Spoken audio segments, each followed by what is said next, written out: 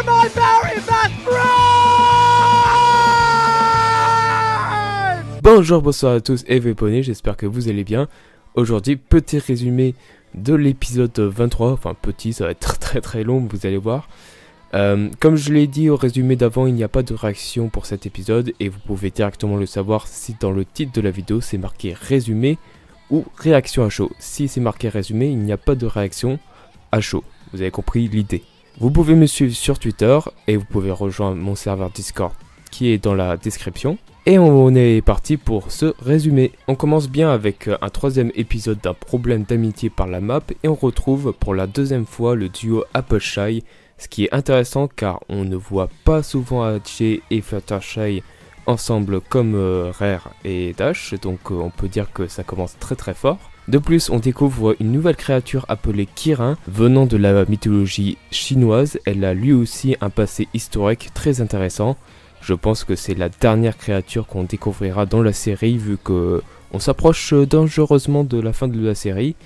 Et ça fait déjà maintenant beaucoup de créatures qui existent dans Equestria. Bref, les Kirins se trouvent au pic du péril et comme dit Fluttershy à AJ, avec des exemples, ça n'inspire pas confiance vu que le nom correspond souvent à l'endroit qui correspond. Donc comme Cloudstelle, comme Crystal Empire vu que c'est fait en cristal, voilà. Twilight dit que les Kirins sont connus pour leur gentillesse comme Fluttershy et pour leur franc-parler comme AJ. Donc on comprend pourquoi la map a appelé ce duo, tout simplement. Elle dit aussi qu'une autre créature y vit, mais on saura plus tard que c'est juste une transformation lorsqu'on est en colère. On l'appelle les Nyriques. Vous avez compris évidemment que c'est le mot inversé de Kirin. Et on voit bien sûr sur le bouclier que c'est représenté comme le Yin et le Yang. Donc du coup, une fois qu'elles sont arrivées à destination, un vieux grincheux très étrange qui les accueille de la meilleure des façons. Et je comprends pourquoi il est comme ça, son travail il est tellement dur à vivre, donc je te conseille de prendre la retraite petit vieux. Et ensuite, Hatchet a pas fait gaffe si Fluttershy l'a suivi ou pas, donc elle s'est fait chier à revenir, et de plus elle se fait taire par Fluttershy. C'est tellement génial de voir Fluttershy affirmative sans se laisser faire. Magnifique. Elles arrivent chez les Kirins et à première vue il n'y a pas de garde quoi que ce soit. Donc pour l'instant tout se passe bien. Les Kirins viennent vers eux et en fait pour l'instant on ne sait pas s'ils savent parler. Ou s'ils comprennent le poney. Oui parce que si vous ne savez pas, la langue que parlent les poneys ça s'appelle le poney. Voilà. C'est comme un français qui parle français. Bref, ça a l'air d'être compliqué car ils ne répondent que sur des questions fermées. Et ils ont le visage impassible. Et c'est terrible pour communiquer et avancer sur le problème de l'amitié, voilà. Et du coup, AJ va tenter d'essayer de leur faire parler en attirant leur attention, mais ça reste un échec malheureusement. Et quand AJ a éternué, Fluttershy a répondu « Gesundheit ». Alors excusez-moi pour ma prononciation en allemand, elle est pas du tout correcte. J'ai jamais fait de l'allemand personnellement, donc comme vous avez compris c'est de l'allemand, ça signifie santé. Mais dans ce contexte, je traduirais plutôt par à tes souhaits, tout simplement.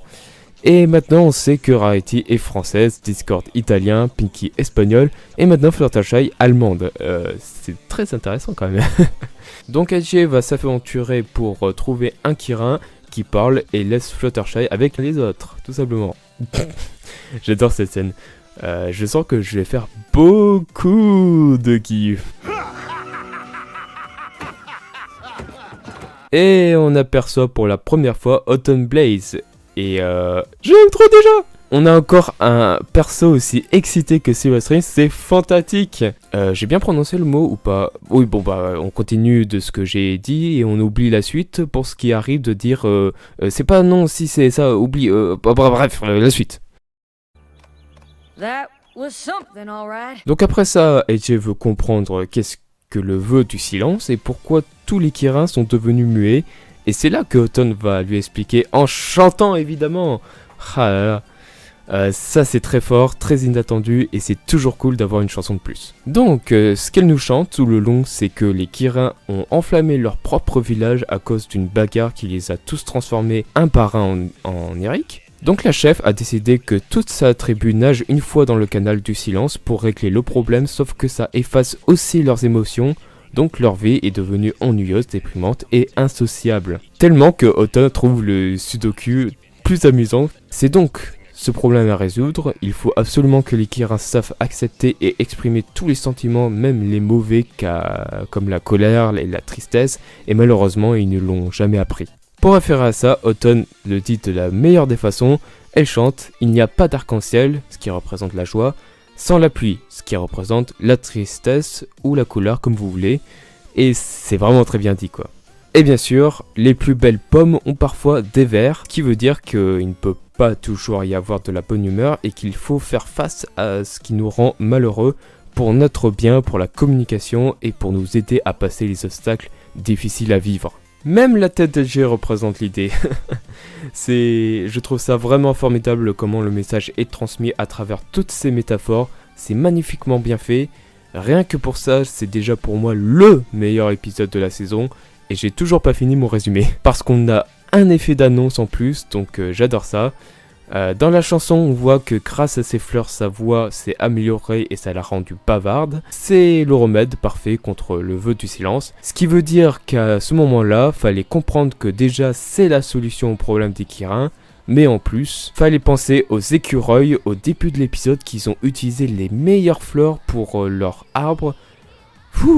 Ça va loin. D'ailleurs, on va retrouver ces écureuils à la fin pour ramener des fleurs, mais on verra ça après. Pour en revenir à la chanson, on a le plus court débriefing d'une comédie musicale classique, complètement cliché. C'est énorme, Autumn l'a fait en moins de 10 secondes, c'est super drôle. Donc voilà, c'est vraiment la meilleure chanson de la série dans sa façon de transmettre le message.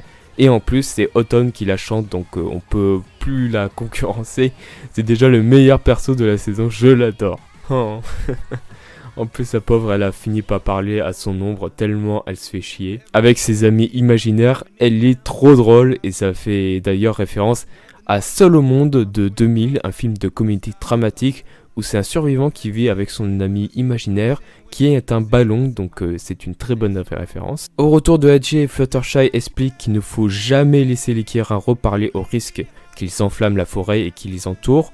Sauf que Edgy pense le contraire en évitant qu'ils redeviennent des Nyric, mais Fluttershy n'a pas vu le problème de la même façon, donc ça crée un conflit, ça se dispute, et elles ont attiré malheureusement les Kirins, croyant qu'elles vont s'enflammer, et dans le vrai sens pour le coup, et ils vont les emmener du coup vers le canal du silence, ce qui n'est pas bon car sinon elles vont être condamnées à être muées sans avoir un seul sentiment, et du coup échouer à la mission, ce qui serait un peu dommage.